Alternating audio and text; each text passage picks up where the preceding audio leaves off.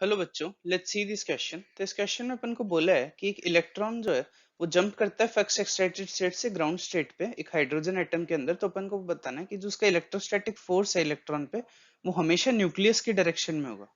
और इसका रीजन दिया है कि जो इलेक्ट्रॉन जंप करता है फर्स्ट एक्साइटेड स्टेट से ग्राउंड स्टेट में, तब उसका एंगुलर मोमेंटम जो होता है वो न्यूक्लियस के अबाउट कंजर्व्ड होता है। तो ये क्वेश्चन करने के लिए मैं क्या बोल सकता हूँ कि जो की कॉन्सेप्ट यूज होगा वो एक तो होगा बोर सेकंड पोस्टुलेट, जो कि क्या होता है, जो बोर का सेकंड पोस्टुलेट होता है उसके अंदर अपन बोलते हैं कि जो एंगुलर मोमेंटम होता है, मतलब जो एम वी आर होता है वो होता है एन एच अपॉन टू पाई।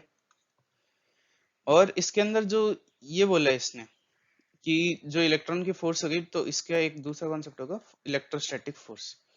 तो ये क्वेश्चन करने में देखो, जो इसने रीजन दिया अपन को कि electron jump from excited state to ground state और उसके एंगुलर मोमेंटम कंजर्व रहेगा। तो इलेक्ट्रॉन n इक्वल्स टू 2 से n इक्वल्स टू 1 में जा रहा है। तो n इक्वल्स टू 2 पे इलेक्ट्रॉन का एंगुलर मोमेंटम क्या था, एन एच अपॉन टू पाई। ये कितना हो गया, n की वैल्यू 2 हो गई, h अपॉन टू पाई।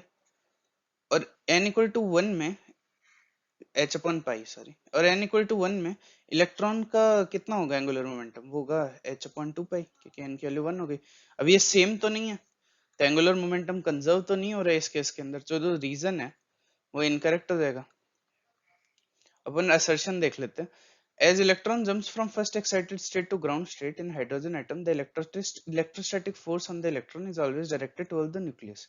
तो ये न्यूक्लियस हो गया जिसके अंदर प्रोटॉन है, और ये एक्साइटेड स्टेट्स हो गई, मतलब ये n इक्वल्स टू 1 हो गया, या n इक्वल्स टू 2 हो गया, इसमें इलेक्ट्रॉन है। तो इस पे न्यूक्लियस की डायरेक्शन में कुछ फोर्स लग रहा होगा।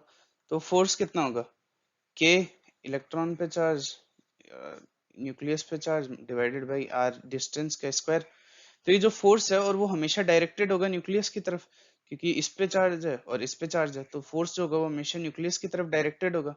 मतलब ये ऐसे मूव करता हुआ ऐसे अंदर आ जाएगा, सेकंड दूसरी एक्साइटेड डिग्रेड कर जाएगा फर्स्ट एक्साइटेड स्टेट से ग्राउंड स्टेट पे।